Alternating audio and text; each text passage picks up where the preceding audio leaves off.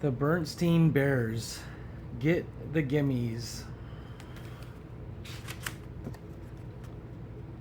When a cub's behavior takes a turn for the worse, it's hard for parents to know what to do first.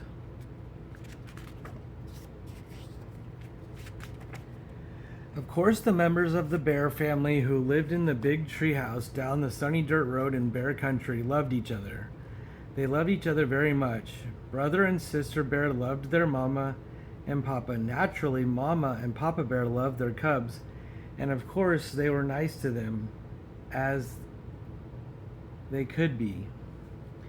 But sometimes they were a little too nice. Sometimes the cubs got too many treats, too many toys, and too many rides on the bucking duck at the mall. Maybe that's why brother and sister Bear got the Gimmies. Or maybe it was because there were treats and toys and fun things to do whenever they looked. At the supermarket, at the mall, on TV, and just about every which where. Maybe that was why they began making a fuss to get what they wanted, especially at the supermarket checkout. Maybe, or where there were always stacks and stacks of candy and other goodies. Now, cubs, Mama Bear said, as the family got into the checkout line and she saw the old gimme gleam in their eyes. We can't have a big fuss every time we pass candy. I simply won't stand for it.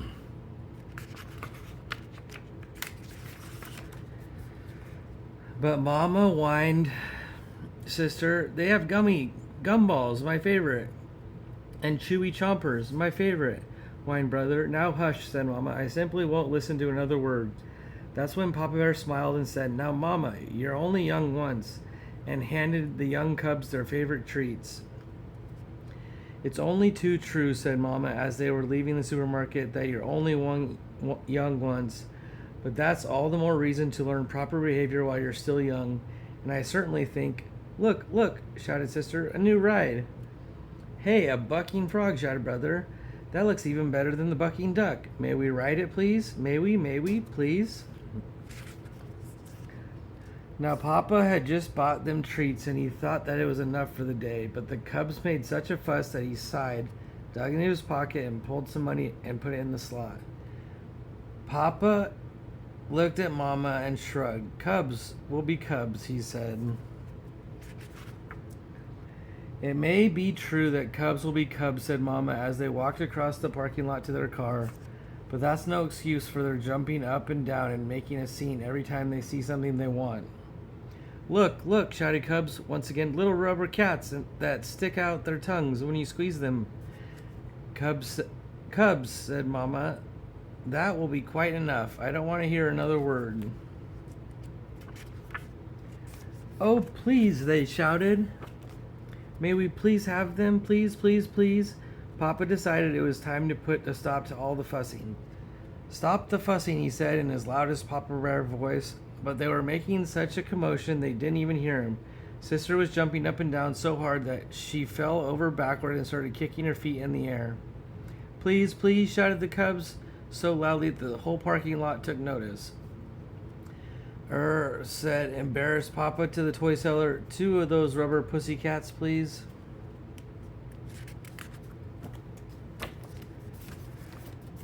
The rubber pussy cats not only stuck out their tongues when you squeezed them, they went squeak squeak as well, and they squeaked all the way home.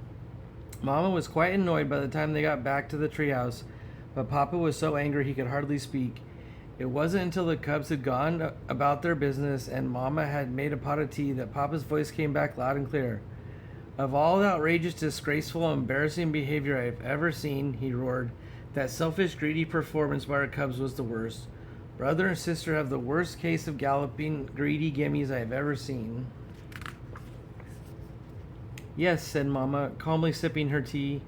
But have you ever stopped to think why they have the gimmies? Perhaps their greedy behavior isn't all their fault. Perhaps it's partly all our fault for giving in every time they make a fuss. Yep. Papa listened quietly. Perhaps so, he said. It's up to us, she continued, to explain things to them, to help them understand why it's important not to be greedy. Then Papa called the cubs in for a talking to. He told them why it wasn't a good idea to be as selfish and greedy and want everything in sight. Selfish, greedy cubs, he explained, can never be happy because you just can't have everything you want all the time. Life isn't like that. Do you understand? Oh, yes, Papa, we understand, they said. He talked to them about counting their blessings, which meant enjoying the things they had instead of forever wanting more and more and more. Does that make sense to you? He asked. Oh, yes, Papa. They said, it makes a lot of sense. That's when the cubs heard the sound of a familiar car door. It was Grizzly Gramps and Gran come to call.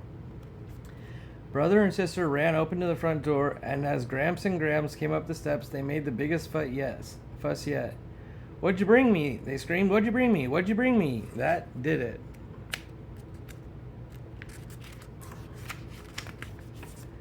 Up to your room, roared Papa. Up to your room, and no TV or treats for a week, for a month, for a year. Bad parenting. The cubs knew this wasn't the time to argue. They scurried up the stairs into their room. We seem to have come at a bad time, said Gran. What about these things we brought with us? Asked Gramps.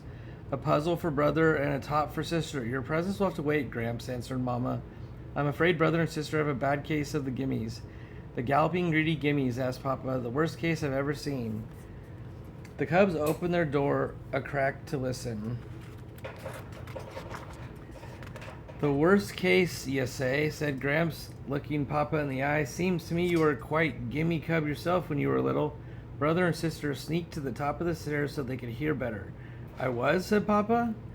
Of course, we didn't have malls or supermarkets back then, but there were old rough grizzly general stores, wonderful place, sold just about everything. Honey cake, licorice sticks, molasses apples, and all sorts of toys and novelties. And did you ever have the Gimmies? Did you ever? You wanted everything in sight. Downright embarrassing. Why, it got so bad we couldn't go there anymore. So we worked out a deal, said Gran. When it came time for a trip to the general store, we had you decide on a treat ahead of time. It could be sweet, a toy, or a book, and that was it for the day. Right, said Gramps. If you came down with the Gimmies, we went right home and you got nothing. Oh, the sales pitch. That sounds like a pretty good plan to me, said Mama. Me too, said Papa. The cubs tiptoed back to their room. It sounded okay to them too. The next time the Bear family went to the supermarket, they tried Gramps and Gran's plan, and it worked. Brother decided he would get a book about dinosaurs, and sister wanted a new box of crayons. Mama and Papa were very proud when the cubs passed the candy rack without such a peep. Brother and sister were pretty proud of themselves too. But then they heard it. The familiar sound of a cub with the bad case of the Gimmies. The kicking and screaming cubs was just behind them in the checkout line. You never heard such a fuss. What outrageous, disgraceful, embarrassing behavior, said sister. May we leave? Yeah, said brother. Let's get out of here. And that's how brother and sister Bear got rid of the pretty bad case of the galloping, greedy Gimmies.